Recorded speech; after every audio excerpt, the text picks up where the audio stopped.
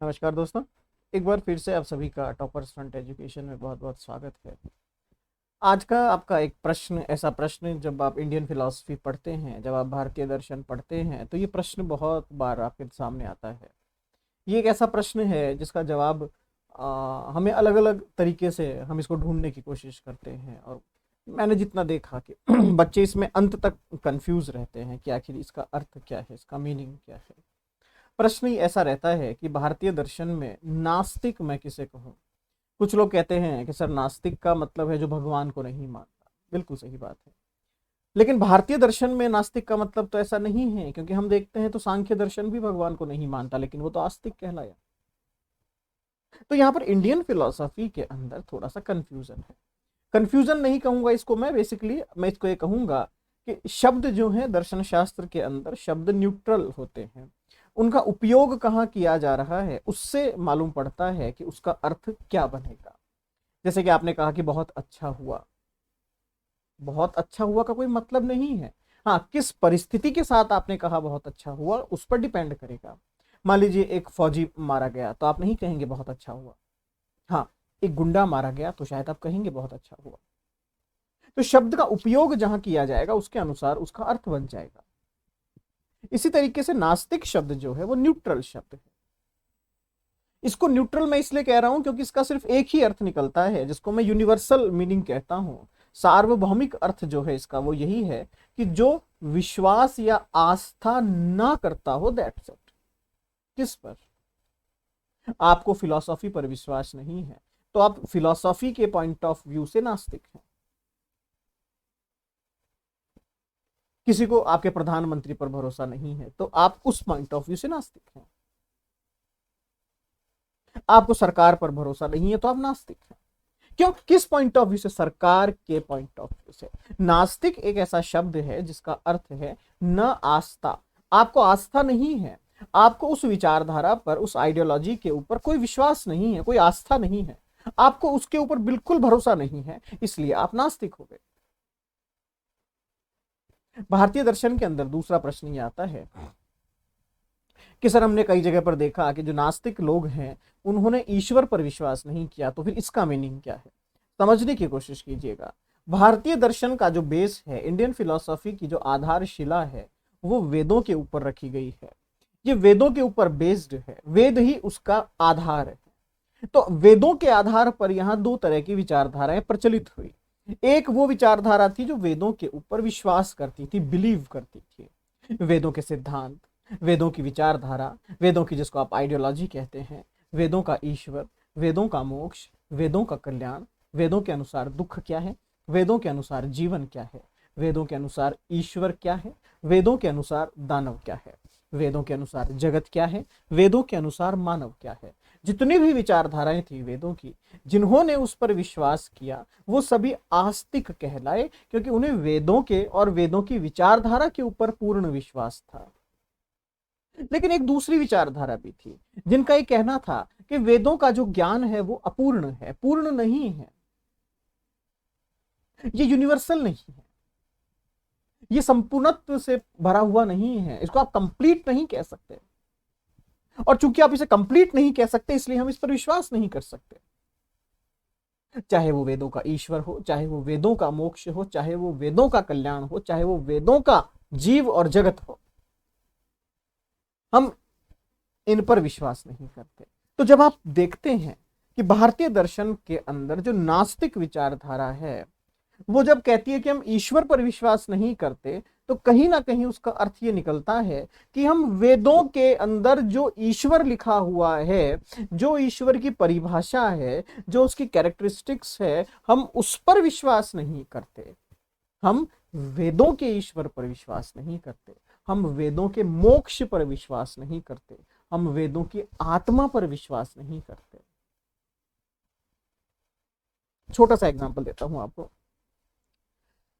वेद के अंदर, उपनिषद के अंदर आत्मा शब्द लिखा हुआ है, आत्मा की व्याख्या की गई है, उसकी जो विशेषताएं हैं वो कहा गया है कि ये नित्य है, ये शाश्वत है, ये अपरिवर्तनशील है, ये वन टू वन चलती रहती है, कभी खत्म नहीं होती। ना इसका जन्म हुआ है, ना इसकी मृत्यु हुई है। जब संसार का निर्माण हुआ तो ऊर्जा जो है, उस ऊर्जा ने संपूर्ण संसार का निर्माण किया, और वही ऊर्जा आपके अंदर चेतना या आत्मा बनकर आ गई, जो कि कभी नहीं खत्म हो सकती। दैट्स इट, ये वेदों में कह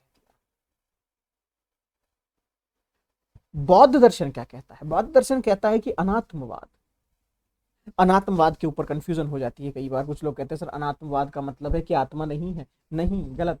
अनात्मवाद का मतलब है जैसी आत्मा का डिस्क्रिप्शन वेदों में दिया गया है वैसी आत्मा नहीं। आत्मा तो है, लेकिन ये नित्य नहीं है, ये परिवर्तनशील है। तो इससे एक चीज स्पष्ट हुई कि बौद्धिज्म के अंदर या बौद्ध दर्शन के अंदर आत्मा को तो माना गया, लेकिन उन्होंने ये कहा कि साहब जैसी आत्मा वेदों के अंदर वर्णित है, वेदों के अंदर जैसा डिस्क्रिप्शन हमें मिलता है, वैसी आत्मा नहीं है। सेम एज अगर मैं कहूं, आप जैन दर्शन की बात करें, जैन दर्शन में हमने देखा कि जैन दर्शन में आत्मा शब्द जो है उसका उपयोग या तो नहीं किया गया है या बहुत ही अल्प किया गया है। तो वहां पर जिस शब्द का यूज किया गया है उसका नाम है जीव। वहां कहा गया है कि जो आत्मा शब्द है वो अपने आप में अपूर्ण है, अपने आप में गलत है, जीव शब्द सही है। कहने का तात्पर्य क्या है? कहने का तात्पर्य यही है कि दो ही विचारधारा भारतीय दर्शन में चलती है। एक विचारधारा, एक आइडियोलॉजी जो वेदों को मानती है। वेदों को मानने का मतलब है कि ए टू जेड जो जो वेदों में लिखा हुआ है उसको लाइन टू लाइन हम फॉलो करेंगे। एक विचारधारा, एक आइडियोलॉजी कहती है कि जो जो वेदों में लिखा हुआ है ए टू जेड हम उसको फॉलो नहीं करते, हम उसको मानते ही नहीं हैं, क्योंकि हमें लगता है कि ये इनकम्प्लीट है। तो दो ही विचारधारा है। जब भी आप बात करेंगे कि साहब नास्तिक दर्शन में ईश्वर को नहीं माना गया है, तो उस सेंटेंस को कंप्लीट कर लीजिएगा कि नास्तिक दर्शन में वेदों के अनुसार व्याख्यायित ईश्वर को नहीं माना गया है। कौन से ईश्वर को? जिस ईश्वर का डिस्क्रिप्शन वेदों में दिया गया है उस ईश्वर को नास्तिक नहीं मानते। जब मैं कहूं कि नास्तिक दार्शनिक मोक्ष को नहीं मानते हैं, तो उसको भी कंप्लीट कर लीजिएगा। कौन से मोक्ष को नहीं मानते? उस मोक्ष को नहीं मानते हैं जिस मोक्ष का डिस्क्रिप्शन वेदों में दिया गया है। मोक्ष तो है, लेकिन वो वैसा मोक्ष नहीं है जैसा वेद कह रहे हैं।